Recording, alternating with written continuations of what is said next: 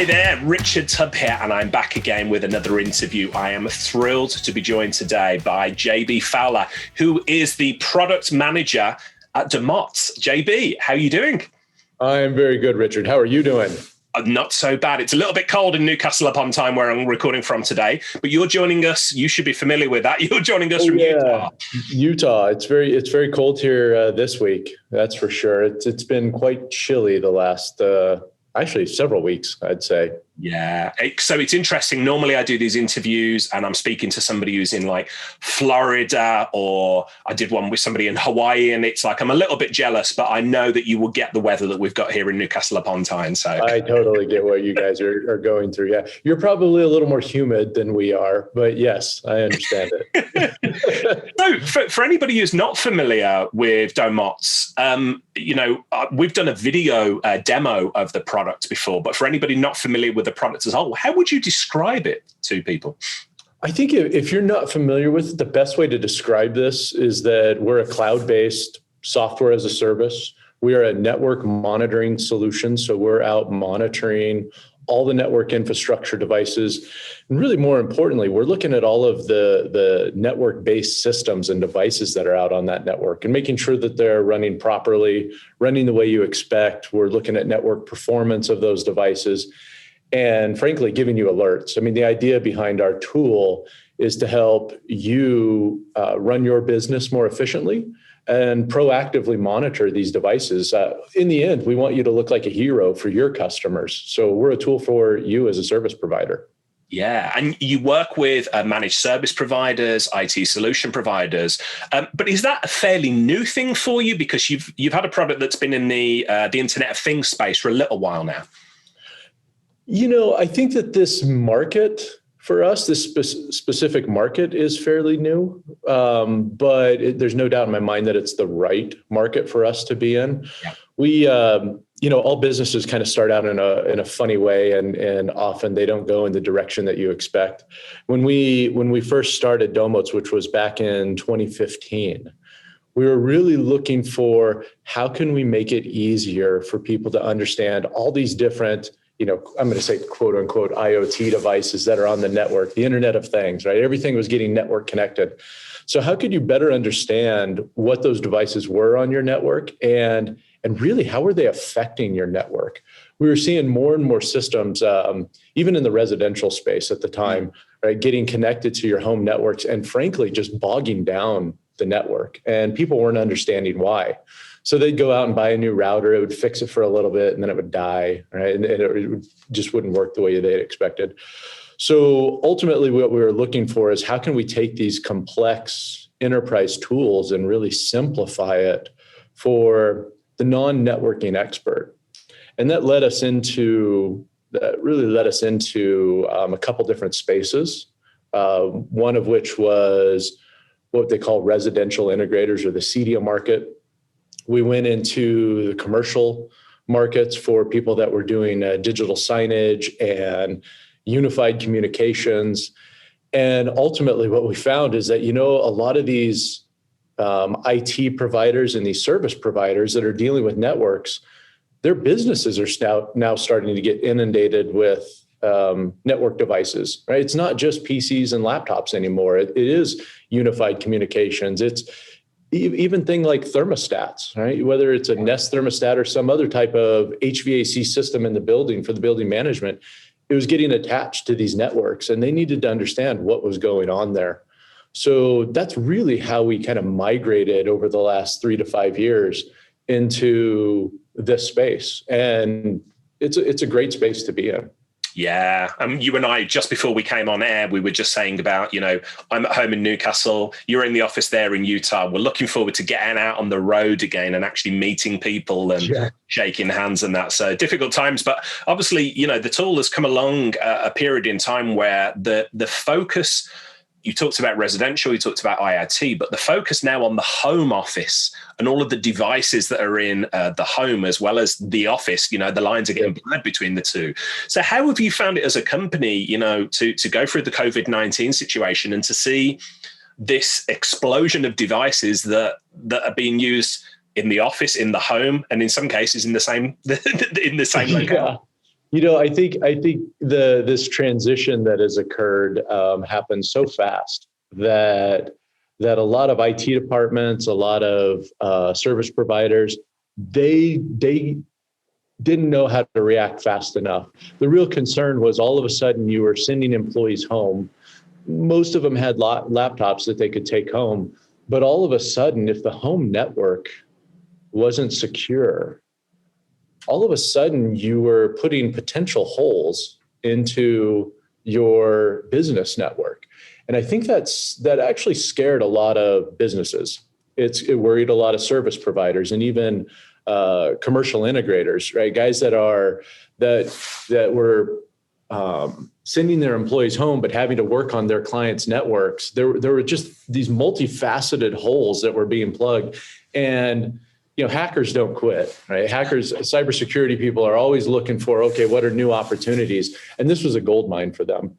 And I think for a company like us, as Domotz, we provided a nice, easy, clean solution that would allow service providers or integrators in general to put an agent at their employees' homes or their clients' homes to be able to monitor what's going on there and make sure there's not any weird or strange activity. It's also about making sure that the performance, right, the connectivity from the home to the office or to the servers that they needed access to were performing as expected. Yeah. So this was, with all challenges come opportunities, and everybody believes that 2020 has been a challenge, but there's been a lot of really good opportunities that have come from it as well. Yeah, I think if anything, it's highlighted the weaknesses in the managed service market, but it's also highlighted a ton of opportunities. Yeah. I think there's more opportunities here than what people realize. And the one thing in life that's inevitable besides taxes is change. Death, taxes, and now change. So the opportunity here for integrators is just huge, I think. Yeah. So I want to dive into the technical side of things and where the opportunities are for managed service providers. But before we do that, I want to get a bit more background on the company. Where did it come from? Who were the founders? How was it creating? What's your role within the business? Tell us a little bit more about the background. So the company was founded in around 2015. Ultimately, the way it kind of came about is our original founder. He had a nice home. He has it automated with some Control4 gear, and he was traveling a lot. This during the days when we could travel, and his wife was working at home, but was at home, and while he was traveling, inevitably something would go wrong on the network. The system would go down. The phone no longer connected to the wireless access points, and he was halfway across the world, or he's out in Europe somewhere, and it was just frustrating to him. And so he started looking at the different tools that were out there that would enable him to gain better access, something different than just opening up a VPN connection into the home, but that could actually proactively alert when the network went down or when a particular device went down. All of the systems that were out there, all the solutions that were out there were either way too expensive or they were way too complex, and it was just going to require a lot of time. He was working with a software company at the time that was helping him with his business, and he was talking to our other founder. So it was Domenico was the main guy. He had Silvio, who came in as another founder, and they were talking together, and Silvio started looking at things and said, you know what, I think we could do this differently. I think we can do it better. I also think that the world is on the move, right? These mobile applications. So let's find a way that we can do it mobile first. And that's what they did. They gathered a team. There was a small team based out of Pisa, Italy. That there's a very, very good engineering, computer science type school in Pisa, Italy. And Silvio was quite familiar with them. So got a couple of guys, built a team there. and started doing some software development from the ground up, building off of some open source code until they found that the open source code couldn't meet the demand that we were doing. So the guys started just developing their own, and it birthed into this product. We ended up taking it to CES, or they ended up taking it to CES back in 2016. And it had been in beta and some users had been out there. One of the funny things in this, we've talked about this before, but one of the people that came up to the booth at CES, they were down in that little like founders pavilion. I can't remember exactly what it's called, with the startup pavilion that's below. Yeah, the is it in the one in the Sands Hotel? I think. Yeah, in the Sands, exactly, down in the basement there. And one of the guys that came up to it ends up being a fairly high up individual within Best Buy. Oh. And he says, "Oh, I've been in the beta program. I'm glad to see you guys here. Let me go get my boss." He brings over the CEO of Best Buy to our little tiny booth, right? The Fing, or the Domotz booth, Domotz booth at the time, and says, "This is the stuff I've been talking about.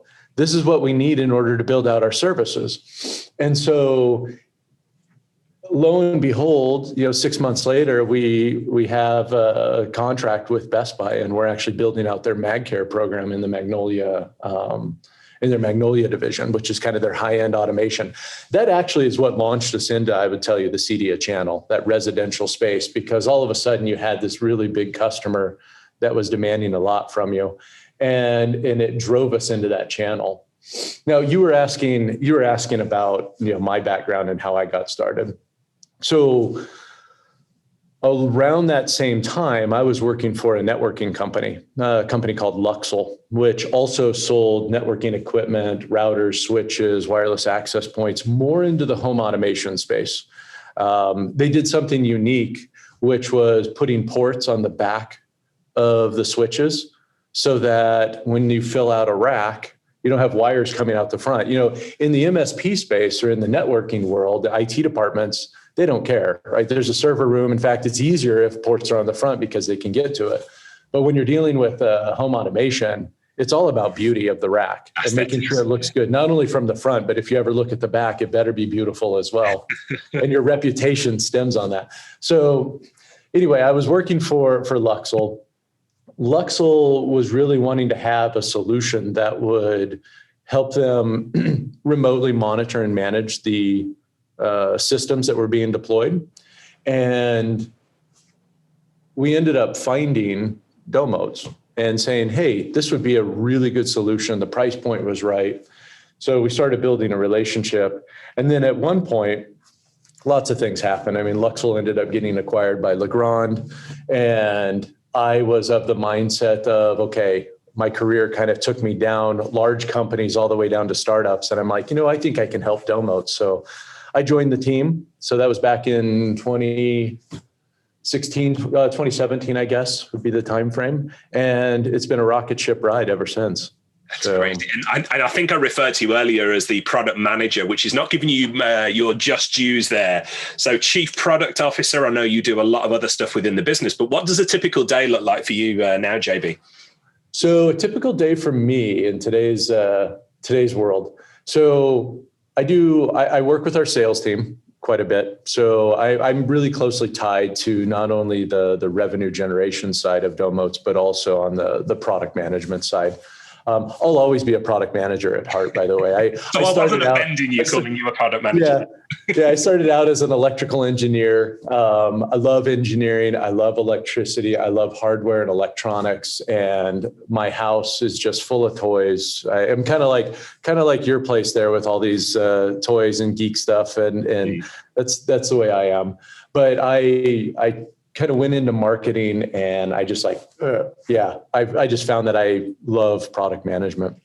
The typical day, though, when I'm looking at, first of all, what our sales team is doing, what are the things we as a company need to be doing in order to improve our product. My belief is that if we can add the right feature set that solves the problems that a lot of our customers are having, we are going to be in a better place to increase revenue and increase sales. So I kind of look at my job as managing both the sales side as well as the product feature set side. The awesome thing is I get to work with a great team. Our CEO, our founders are just amazing. Our chief technical officer, Giancarlo, is amazing. And the other thing is we've got a team of about 25, 26 engineers in Italy as well as Bulgaria, and absolutely amazing guys and gals to work with. It's just a lot of fun. So getting interface with the team, interface with our user development team and our UI team is fun as well. And yeah, it's an enjoyable company to work for right now. It's great. And you probably know this, Richard, but I mean, based on our conversations, the world is going towards IoT, and the world of service providers needs a tool like this. So it's kind of exciting to be at that and being able to talk to customers and say, hey, what are your needs? How can we improve the product to make it better? And then working with a team that it can actually go do that. That's fun. Yeah. I mean, two things I would say. First thing is, I alluded at the start of our conversation here that you and I recorded a video demo. So obviously we're doing a podcast here, audio, but for anybody who's not familiar with the product, we'll include a link to that video demo in the show notes. It's a beautiful product. It looks really lovely. It's easy to use. It's super simple to get in there and to do, some highly complex things, but in a beautiful way. That's the first thing I would say, which led us to this conversation. The second thing is you've already built a great reputation. It's clear, that you care about the product and you're listening. I'm a member of the online community, the Tech Tribe, and people rave about you within the, the Tech Tribe and what you're doing there. So for anybody listening to this who's, not familiar, definitely go and take a look. But I want to jump in and make a clarification or a differentiator here, because some people listening to this might be saying, well, this sounds a little bit like a remote monitoring and management product, an RMM product, of which there are loads on the market, but it's not quite that, is it? But it's not a replacement. Explain to me and listeners how you would differentiate between what Domotz does and what an RMM product does. So I usually use the term traditional. A traditional RMM tool, I think, does a really good job of managing PCs, laptops, servers, making sure patch management, making sure antivirus is up to date. If you need to provision a system, you can do that easily through a traditional RMM. I think that works really well. Where we differentiate, and the thing I like to say is we're looking at the rest of the network, right? While those devices are on the network and you're using the network as call it a transport means to be able to control those end devices, what we're doing is we're monitoring the network itself, and we're monitoring all the other devices that are not PCs, laptops, and servers. We're looking at security cameras. We're looking at building automation systems. We're looking at audio video distribution systems, digital signage. We're making sure that all those systems are online. Now, I will say this, as a service provider, you may not care about digital signage today, but I would tell you this, herein lies an opportunity for you. If you walk into a customer's place of business, and you see security cameras, you see digital signage, you see all of these electronics, there's a very good chance that they are network connected. And there's a very good chance that it's affecting your network in some way, shape, or form. And it's probably more often than not, especially with video-based devices, if it's not configured properly, it's bogging down your network. If you're broadcasting video through security cameras or through digital signage on the same LAN or VLAN as all of your other PCs or servers, you're going to have major bottlenecks. So awareness to that is important to make sure that the stuff you've installed is working properly. But also, and this is where we talk about it being an opportunity, right? If you can tell your clients like, hey, I can actually monitor those to make sure they're working properly, there's a huge opportunity there for revenue growth. And that to me is where the real value shines here. Because there's a fine line, isn't there, between the challenges and opportunities for MSPs. So you and I were on a video call now, but obviously podcast listeners are listening into this. But I can see in the background there that you've got like a big TV and you've got video conferencing equipment and things like that. Yeah. Now, for MSPs, and being a former MSP myself, I would know that whilst that equipment is there on site, we wouldn't consider ourselves responsible for it. We'd say, oh yeah, that's the telco guys or whatever. But sure as anything, if that stuff goes wrong, that is the point where the client picks up the phone to you and says, the video conferencing is not working. What can you do about it? Yeah. And then you get into that situation, don't you, JB, where it goes backwards and forwards and the telco company says, well, it's a network problem. And you say, no, the network's fine. And it goes all round. So there's an opportunity there for the MSP to just sort of grab everything in one place, isn't there? Yes, there is. And Richard, have you and I, are you familiar with this thing called the recovery paradox? No, tell me more. So I love the recovery paradox. And I talk about it in some of the demos that I do and when I do presentations, because you just brought up an exact point where you said, even if I'm not managing the equipment, like this conference system behind me, but it goes down, I, as the network infrastructure guy, is the one who gets that phone call, right? Well, so what the recovery paradox is it says over time, right, the loyalty generated by your customer towards you or your client towards you just naturally increases. Right? As long as nothing's going wrong and everything's just, as it should be, loyalty generally increases because it says you're doing your job, you're doing what's expected. And so they trust you for that. What's interesting though, is when something does go wrong on the network, right? Well, all of a sudden that loyalty drops, okay, because there's a failure. All of a sudden that customer is put in a position where, hey, this thing that you said you'd do, it's not working, right? You promised me that this thing would be working and it's not. So there's a drop in loyalty. And what's interesting about this recovery paradox, it shows that if you react properly, okay, react efficiently, if you're able to work with the customer, explain what happened, talk about why it happened, and probably more importantly, put things in place that minimize the chances of it happening again. What you actually find with this recovery paradox is that the loyalty actually goes up higher than what it would have been if there wasn't a failure at all. Now, why is this important? And I'll use the example that you gave about that conferencing equipment that went down. I think what's interesting about that is even if it wasn't your problem, okay, if you were to come back to the customer and say, hey, we just noticed that this behavior happened. Here's what we think went wrong. And by the way, we can monitor this and do these types of things for you so that when you go to use that equipment, you have a much higher chance of it working. It actually makes you look like a hero. Yeah. Right? You come back with more loyalty from that customer.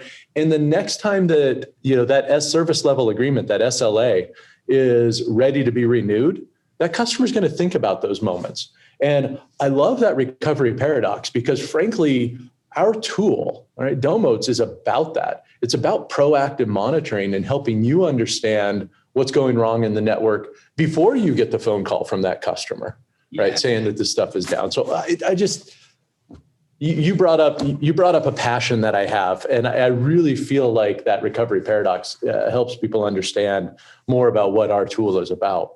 Yeah, I love that. It makes absolute sense. So, from that perspective, as MSPs, when we walk into a client site, which we're doing less of nowadays, admittedly, because of COVID-19, when we do, we see, I look around client sites and I see things with Ethernet ports on, or I see a flashing LED, which usually indicates that it's got a Wi-Fi connection, or a blue light, which indicates it's a Bluetooth connection. As an MSP nowadays, I would walk into a client site and I would think, Ka-ching, ping, ping. These are all opportunities for me. So another one, if I can sort of put you on the spot here a little bit, you talked about IP cameras. It's been 10 years now since I sold my MSP business. But back then, we were seeing the emergence of IP cameras. And I thought, this is an opportunity for managed service providers. And back then, JB, I wish there was a tool like Domotz around, because back then, we just used to do a ping test. We do a ping to it. Is it running? Yeah, fine. You can go so much more now, though, can't you? Because, again, this is one of those situations where, a little bit like a backup solution, we don't ever look at IP cameras until something bad goes wrong, and then we want to make sure that it's absolutely working. So talk to me about these cool features that you've got around, IP cameras. So security cameras in general, the thing that we can do is we can do exactly what you said, even 10, 15 years ago, which we can definitely ping these things and, make sure that there's a heartbeat to them, and that the network card itself is functioning within that device. But the nice thing about security cameras is 95% of them employ a standard called ONVIV, which is a standard protocol for communicating between a security camera of one manufacturer with, say, a network video recorder of another manufacturer. We take advantage of that protocol, and we can not only ping the camera, but we also can validate that the video stream coming off that camera is functioning, that there's actual video. We can query the web page that's used for management to make sure that the web page is actually still functioning. So not only are we making sure that the camera's on the network, but we're making sure that it's functioning properly as well, which, to your point, and you stated this, and I think this is exactly right. Nobody thinks about the security cameras until an issue occurs. And then they have to go back and look at the video to say, okay, well, this happened at 11 a.m. on this date. People don't realize how often cameras go offline. And the worst thing that can happen is you can have an incident at your house, at your office, an insurance issue, a slip and fall thing, and you want to go back and look at these cameras, and all of a sudden the video is not there. That is the most frustrating thing that can happen. It's like when you go to restore something from a hard drive and you found out that the backups weren't occurring, right? So horrible feeling. You never want that. So we do some really cool things when it comes to pinging these network-based devices to make sure that not only are they online, but they're actually functioning properly as well. Yeah. Magnificent. And I get excited about the possibilities. And for any MSPs listening to this, you should be excited as well about the possibilities, because anything that's got an IP address is, an opportunity for you. But let's rewind a little bit. So something that many listeners will be familiar with is SNMP, So talk a little bit about, the feature set from there, because that's a traditional sort of monitoring set, but you're doing some very cool things with that. Yeah, simple network management protocol, absolutely critical for any network infrastructure. We leverage SNMP to actually look at all of the network infrastructure itself, certainly. So the managed switches, the firewalls, the access points. We leverage that to map the network, draw a topology map so you can actually visualize what the network looks like, and the hierarchy that's there for it. So we do all that with SNMP, but we also take it a step further. We realize that a lot of these network connected devices that are not necessarily infrastructure devices, but they're sitting on the network as IoT, they also use SNMP.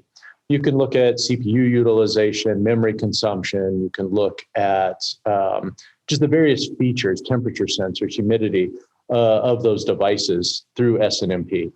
We've definitely enabled all the versions, right? V1 to V3 within our system. But what I love about Domotz is when we discover a device that's on the network, we'll actually cross-check that device across thousands of MIBs in our database.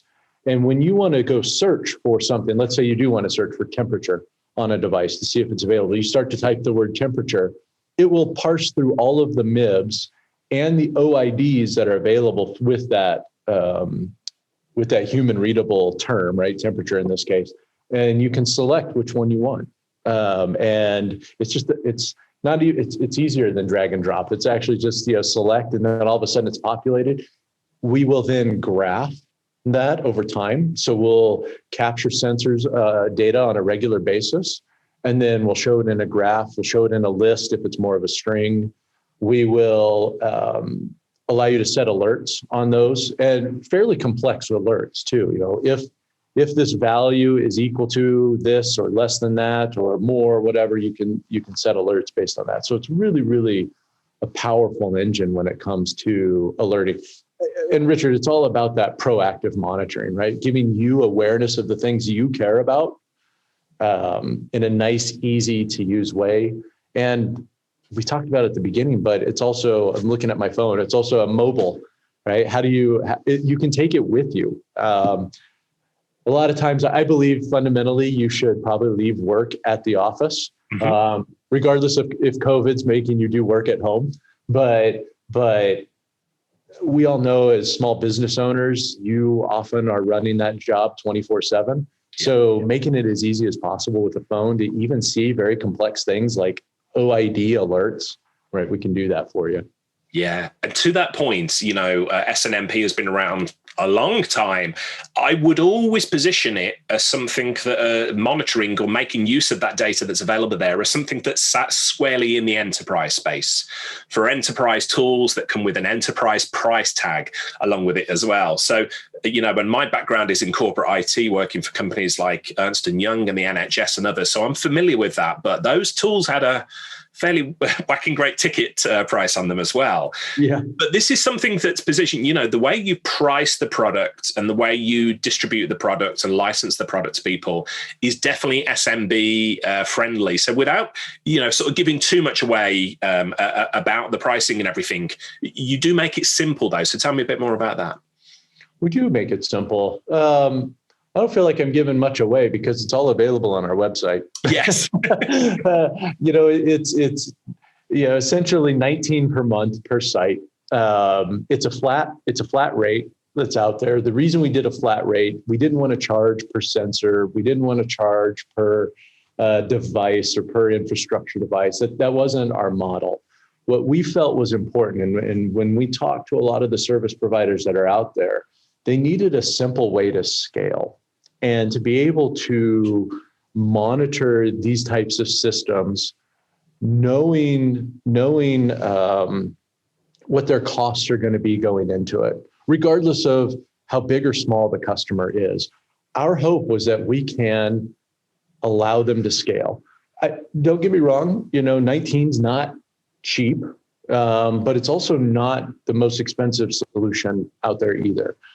We think it's very reasonably priced to help with service provider scale and grow with them. And the nice thing is that you take a single Domotz agent into a network, it can look across multiple LANs, it can look across subnets. There's a lot of power and scalability with it. You can make it as easy or as complex as you want to grow. We have some, just so you know, Richard, we have some integrators that will put a Domotz agent in every conference room that they're monitoring.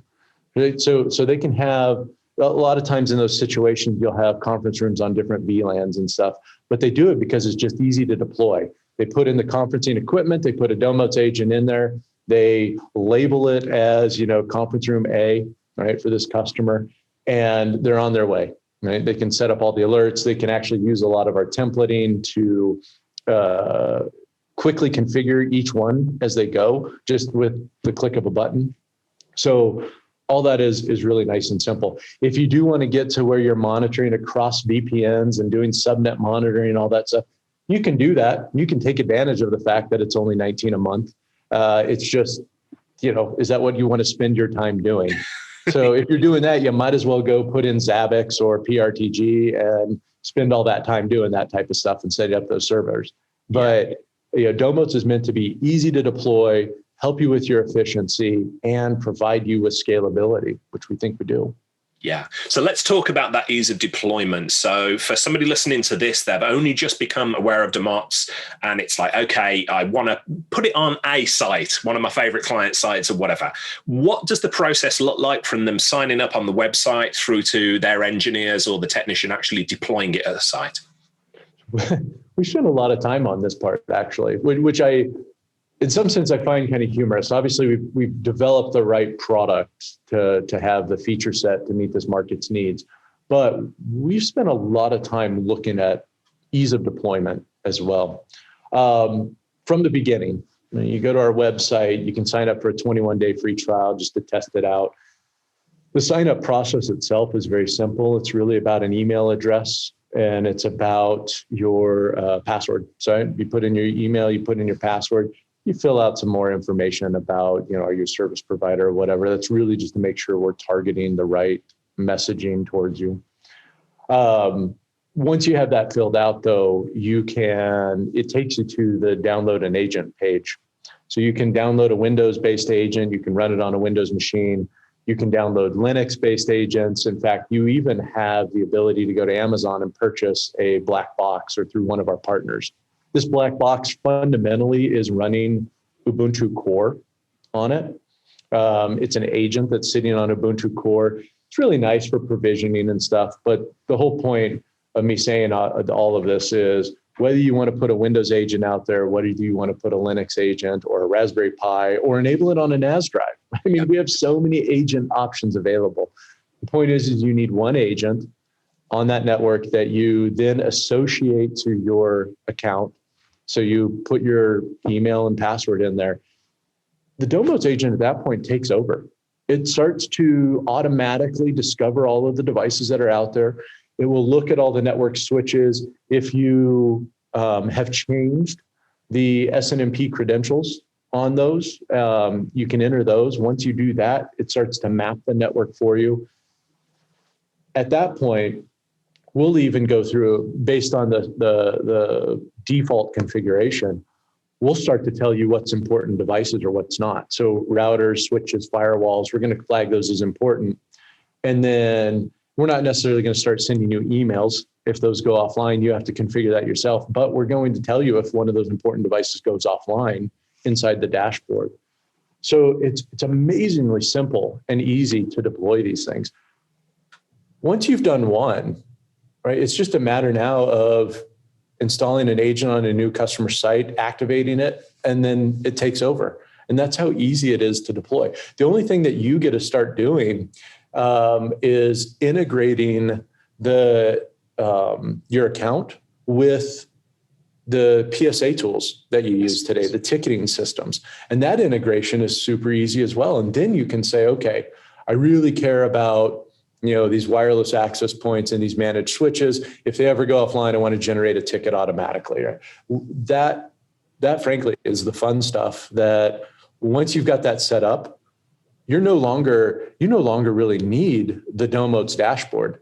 You're actually using the PSA tool that you have, and Domotz is just running in the background, helping you be more efficient in that single pane of glass that you care about.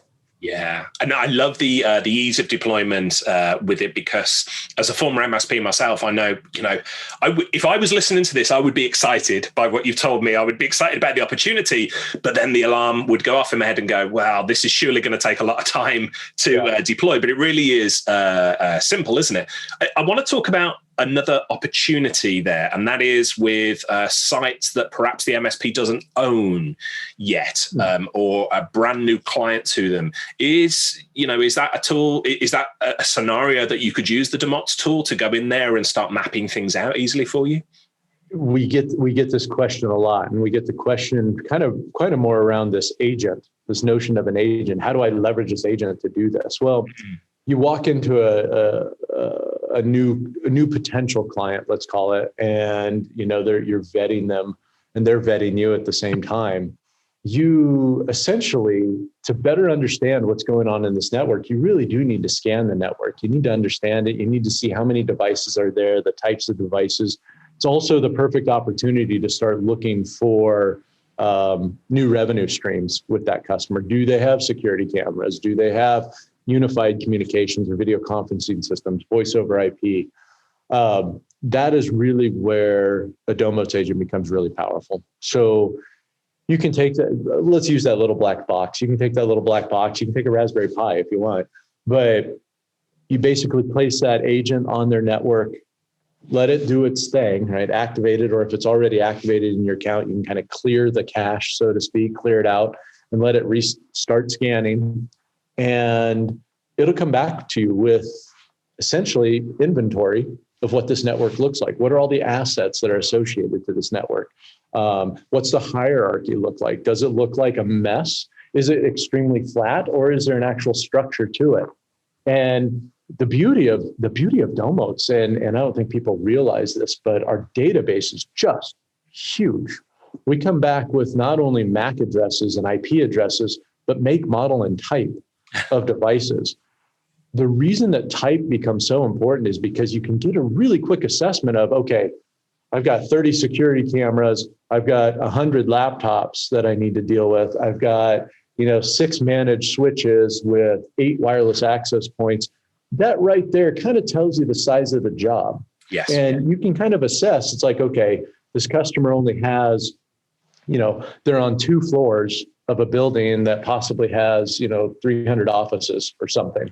You kind of can start to see where walking into it, what you're dealing with, and you can better assess the, I guess I'm going to say the headache that this customer may or may not cause you. And it'll better position you as an integrator, say, okay, here's what I see, here's what I can do for you. And oh, by the way, here's some of the extra add-on things that probably make sense for you, right? Security cameras are important. I get it. We can monitor those. All that digital signage that you have here, that's important for your employees even to understand what's going on in the company. We can make sure those are working properly. That's what, therein lies the opportunity for you. Yeah. And the thing I'm most excited about is how this can be used as a differentiator. So I hear from so many MSPs and perhaps aspiring MSPs who are worried about when they go into a client site and they're going to sell an all-you-can-eat plan and they're not really sure of what they're taking on. They think they know, JB, because they look around and they see workstations, they see a server, but they're not really sure. And all of those devices that they're not really aware of, they're thinking, could this come back and bite me? And so the idea that having that full visibility, the opportunities that it shows, and giving you a feel for the lift of the client, how heavy you're going to have to lift to support them, I think is really exciting. Richard, I was just thinking about this too. We were talking about the COVID stuff and how that's changed things. We were talking about work from home. One of the things you're starting to see more and more in offices, in fact, you want a backstory? A little backstory. My wife was in a car accident this last weekend, which was horrible. Fortunately, it wasn't her fault. She's doing okay. Car's totaled. So we're having to go look at a car dealership. You walk into the car dealership, lo and behold, there's this little health point check monitoring system, right? That's looking at your temperature and making sure that you're okay. That's a network connected device. It wasn't there a year ago. It's there now because of the whole COVID thing. And I think you're going to see more and more of those types of things showing up in the office. Those are going to be critical things, just like access control systems, just like security cameras, where it's a network connected device. It's capturing data and it's going to affect your network. Knowing those devices are there, knowing how they behave on the network is really important. And there's an opportunity. When you're scanning, when you walk into a customer job site, you start to see these things. It's like there is another opportunity right there. So I just wanted to point that out. That's cool. Yeah. I'm sorry to hear about your wife. I hope she's okay and everything. She's doing okay. Yeah, she's doing okay. Accidents, man. Nobody ever wants to be in a car accident. Nobody ever wants to deal with insurance. It's just a pain, but fortunately she's okay. It's annoying. It's more of an annoyance and it's a PITA, so to say. Yeah. So. Yeah. Hey, I wanted to bring up something else, and that is the idea that managed service providers, we've touched upon their take on a new client, and they're not really sure of what they're taking on. They take a gut feeling on it, and they hope that they don't get bitten by that. But for MSPs who have got existing clients, especially during COVID, we're not spending as much time on site. But I know that I used to go to client sites, and I'd go, oh, I've not seen that access point there before, or when did that printer pop up, or there's a workstation there that we're not charging for. Obviously, we don't get to have that visibility so much anymore.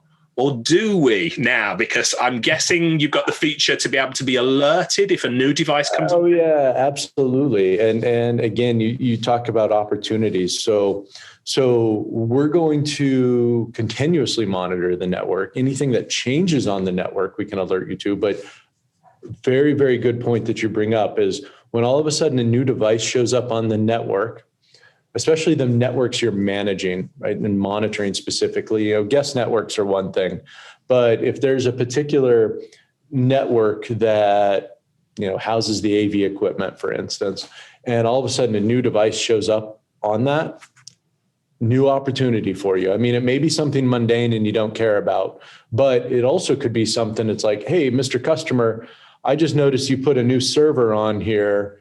Can we talk about what this is doing, not only for your security, but also for performance and all the other things that you pay me for? So yes, I think with this type of, let's call it enlightenment or visibility into the network, you see new opportunities, you see ways in which you can help your customer more. Yeah. I'm excited about the potential here. I wish there was a tool like this around when I was running my MSP back in the day, because I can see the opportunity, not only from a technical perspective for keeping a look on the network, but from a business perspective, proving your value and delivering that value to people. Some of the things we talked about, slow network connectivity and devices not working the way they should. And clients don't care whether the fault lies with the third party, with the device, with the network. They just want that thing to work. And that's the frustration that I remember as an MSP is like, okay, how can we find out what's going on here and actually, get the thing working for a client? So we have a lot of people taking advantage of our, ISP performance monitoring too, for that reason. It's probably more relevant in the residential space, and because at your house, it's like, hey, my ISP, they sold me 300 megabits per second. I expect to get 300 megabits per second. So they really care about that. Businesses, usually you're dealing with ADSL, you're dealing with fairly fixed lines. Although I don't know how it is in the UK, but in the United States, certainly a lot of cable modem connectivity and what people probably, your audience realizes this, but cable modems are often a shared connection. And so during peak times, you have performance issues. The challenge is that the cable company is supposed to guarantee you still a certain minimum bit rate. Domotz gets leveraged often for looking at the speed test, and then it aggregates that data and it collects it. So you can go back to the ISP or the service provider can go back to the internet service provider and say, hey, look, you're not meeting your bandwidth, right? Here's what you sold us. You're not getting it. This is when it happens. And they can use that data. They do it. An MSP can also take advantage of the performance monitoring we do within the network as well, looking at latency and seeing if all of a sudden you have a group of devices that went from an average latency of, let's say, 10 milliseconds, and now they're at 50, right? Something clearly happened. Something went on in the network. Some new device got added that is doing broadcast, that is slowing down the performance. Those are the types of capabilities that Domotz has to be able to check that and make sure you're getting what you want. So we have a lot of people using us for those features. I love that. And an example, way back in the day, I fundamentally believe one of the fundamental tenets of managed services is about lowering cost, increasing profitability. And one of the ways that we used to do that is we had clients who had pretty rubbish ISPs. And so they would be phoning us and saying, hey, the internet's not working. Yeah, we know you've got a rubbish ISP, but proving that to them was difficult. So again, way back in the day, we just used to do a continuous ping test and then produce some statistics and say, did you know between 4 and 5 o'clock every day, for 15 minutes on average, you're down? And they'd say, oh, that is a problem. Yeah, we can solve it for you. Why don't you use the ISP we recommend? And so we would make referral revenue off that. We would also lower our cost of support because there'd be less issues. Sure. No, so this was something I was doing 15 years ago, and yet I see so few MSPs doing that. The scenario you've just mentioned, that's just a prime opportunity, isn't it? Oh, it is. It absolutely is. Pinging other servers. We were talking again about the work from home stuff too. Being able to, you and I are using Zoom right now to record this podcast and to record the session. Pinging the Zoom servers, making sure that from the point of view of whoever needs to get to Zoom, understanding that latency that's there, that's something that can be done. And knowing how that behavior is changing helps you optimize things. And you're right. It may be that you need a new ISP or a different ISP. It may be that you need to go DSL versus cable. Who knows, right? What the solution is. That's really up to the service provider in the area that they're in. But giving you the data is what Domotz is about. So that way you can make informed decisions. And as I mentioned before, being proactive about it. I mean, we're continuously doing these tests. We can alert you when the performance goes out of spec. So that way you know about it before your customer or your client does.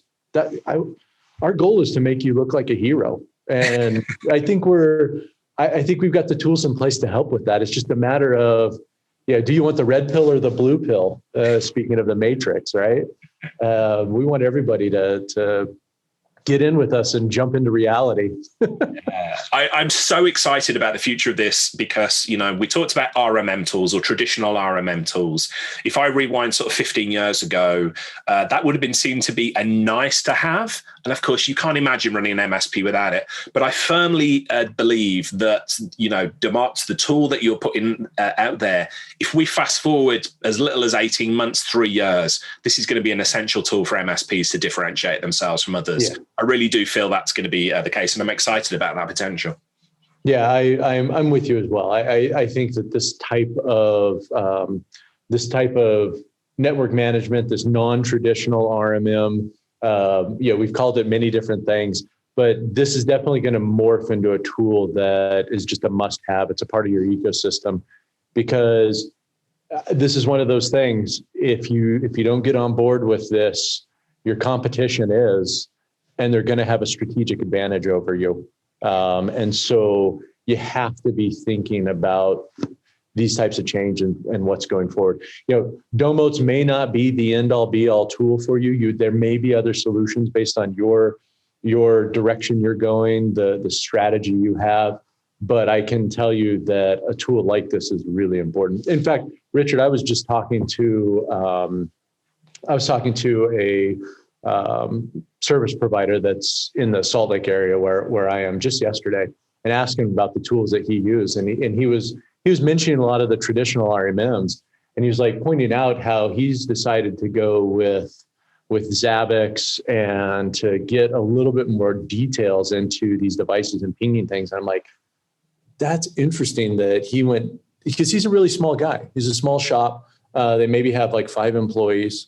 And it's interesting that he would have one of his engineers or one of his IT guys spend so much time dealing with that infrastructure when there are more cost-effective and I guess I would say already built solutions that get you, let's say 95% of the way there for way less money.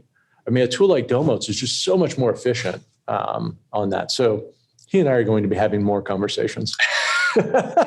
As I suspect you will be with lots of listeners to this podcast as well. So I'm very conscious of your time, very appreciative of your time. And I suspect as one geek, as one engineer to another, we could spend an entire show just talking about the technical applications of Domotz. Yeah. But perhaps that's an episode for the future.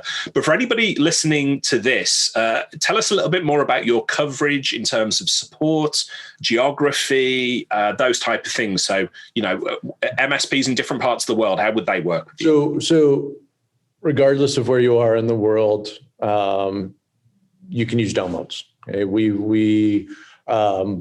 People often ask, where's most of your business? Most of our business is in North America. North America is roughly 60 to 70% of our business, but the rest is the rest of the world. That includes the European continent. It includes Asia. It includes Australia.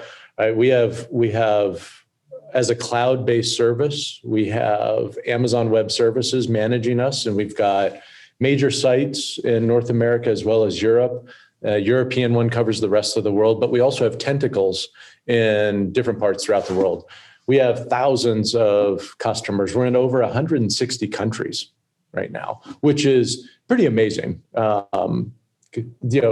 number of countries is always changing, but but the fact that we're in over 160 in my mind is it blows me away, especially for being in business for only 5 years. The support that you were asking about, our support, we actually cover our support 24/7. We've got guys in North America, we have guys in Europe, so we cover really all time zone. Even when it comes to the Asia Pacific region, we have people that can help us. The best way to get support is emailing support@domotz.com. You also can do our chat. But I will tell you the nice thing about emailing us is that we open a ticket immediately. We can follow up to it. You respond to it. We've got engineers that are looking at that all the time. In fact, I as a product manager also spend time looking at the types of tickets that come in. What are the questions and the problems that people are having so that we can simplify it. Richard, you pointed out earlier the ease of deployment, the ease of use. I would tell you this, the bulk of our tickets, our support tickets that come in are generally first-time users. And then they're usually asking questions about their account, right? How do they do this? Or maybe they configured something in a bad way and they didn't know how to get it out. So our guys would help them. But after those first set of, let's call it that small learning curve, which happens really quickly, we get very few support tickets from our customers. It's great because we see this very, I'm going to say a nonlinear relationship between the growth that we have in the number of customers and how often we're dealing with tickets, because of the fact that once somebody learns how to use us, it's easy. It's really simple. Yeah. So what's next? What can we expect? We've just come through a challenging 2020, and I'll say that lightly. 2021, there's tons of opportunity. There is IP devices just exploding in popularity. What is next for Domotz? What can we expect to see on the roadmap for you? Our immediate near-term goal, as we have, and you brought this up at the very, very beginning, which is how do we get into the service provider market? And it was somewhat fortuitous, although I would say it was always kind of a goal that we had to get there. The thing that you see us doing in our near-term roadmap is more and more integrations. I mentioned this earlier about a pane of glass. I don't believe that a service provider is going to be looking at the Domotz dashboard all day long. That's not what it's there for. They're going to be using the tools, the traditional PSA tools and the ticketing systems. That's their pane of glass. That is their dashboard. What we need to do is a better job of integrating into those. So that way you deploy a Domotz agent, it automatically configures into the ticketing systems with the devices you care about. And from an inventory and asset management perspective, it integrates into those RMM tools, the documentation tools that are out there. Those are the systems that the service providers use. We're going to do a much better job of integrating with those over the next 6 to 12 months. Of course, We're looking at how we can take advantage of some of the newer network technologies. I mean, we're looking at IPv6. We're looking at how to deal with LLDP better and improve the topology map. How can we look at broader VLANs and subnets in the topology? But one of the things we do really well as well is incorporating with power distribution units. So being able to power cycle devices remotely. Yeah. In the IoT space, when you're dealing with embedded systems, a lot of times engineers or IT departments will just simply power cycle something to reboot it.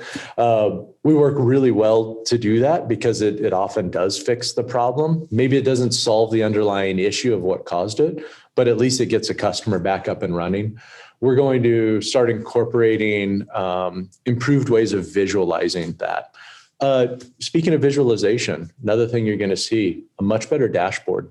While we think that our dashboard is really easy to use and simple, in talking more and more with service providers, and this is coming straight from me as I've been talking to these guys, I see ways in which that they visualize things that we weren't thinking about before. And so how can we improve that dashboard so that it eases their burden, right? Makes it easier for them to do their jobs. That's what we're about. It rolls back to the first two things I said: operational efficiency. How can we help you? And how can we help you be proactive with your clients? And ultimately, I want you to be a hero at the lowest cost possible. So that's what we're about. Fantastic. JB, if anybody wants to continue the conversation with you, you're an engineer. If anybody wants to pick your brains about any of the things we've talked about, I know you would love that. What's the best way for them to get in touch with you? So for me, let me give you the general, and then let me give you my personal email address. Sure, and we'll include all of these in the show notes as well. So. Good. So support@domotz.com. I'm actively watching that with our team of engineers. So if you ever mention my name, they'll flag that up to me. That's cool to hear. Sales@domotz.com. So if you have more business related question, we've got a team, a sales team that I, again, work closely with because they're often asking me a lot about the features and capabilities. So that's another way. But I'll just tell you, if you want to talk to me personally, JB@domotz.com. It's as simple as that. So I'm happy to hear people, some of their needs, their questions, their product ideas, things that we can improve.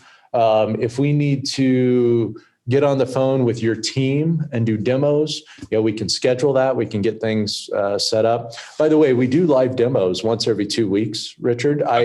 Those have actually been a lot of fun. And we see it ebbs and flows as to the markets that are there. Sometimes we have all service providers. Sometimes we have residential guys. Sometimes we have video security guys that will be on our demos that we do live.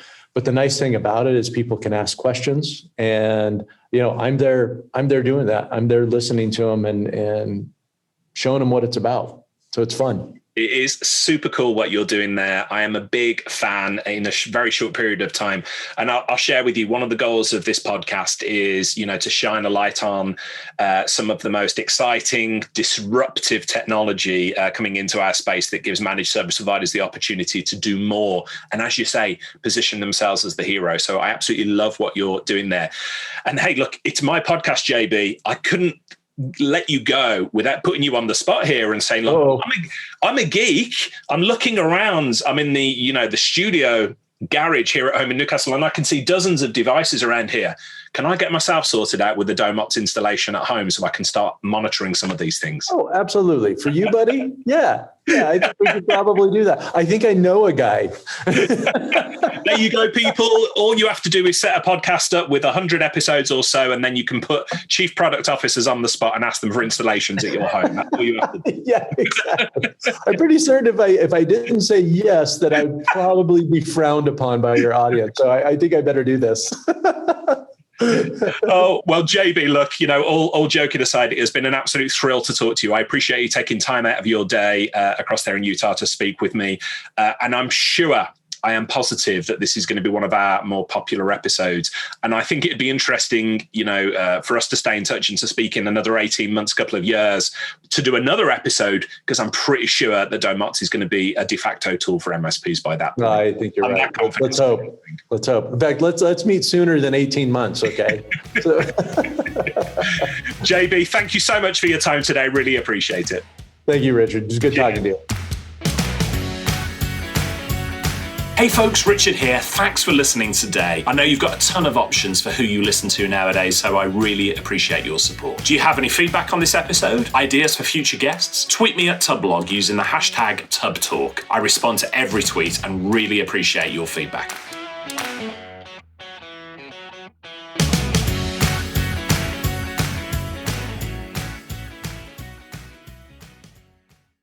Hey team, this is Richard again. Just one more thing before you take off, and that is MSP Insights. Now, every Tuesday, I share my thoughts on the business of IT with you, the managed service community. Thousands of managed service providers already subscribe to MSP Insights. It's easy to sign up, easy to cancel. MSP Insights is basically a short email from me every Tuesday without fail with advice on growing your IT business, plus cool resources I've found, discovered, or started exploring that week. It's kind of like my diary of cool things, and often includes articles or books I've read, tools I've discovered, and events I think you'd be interested in, often sent to me by my friends and TubbTalk podcast guests. So if that sounds fun, a short tiny bite of MSP goodness every Tuesday, and you'd like to try it out, just go to go.tubb.co/Tuesday. That's go.tubb.co/Tuesday. Drop in your email and you'll get the very next one. Thanks for listening.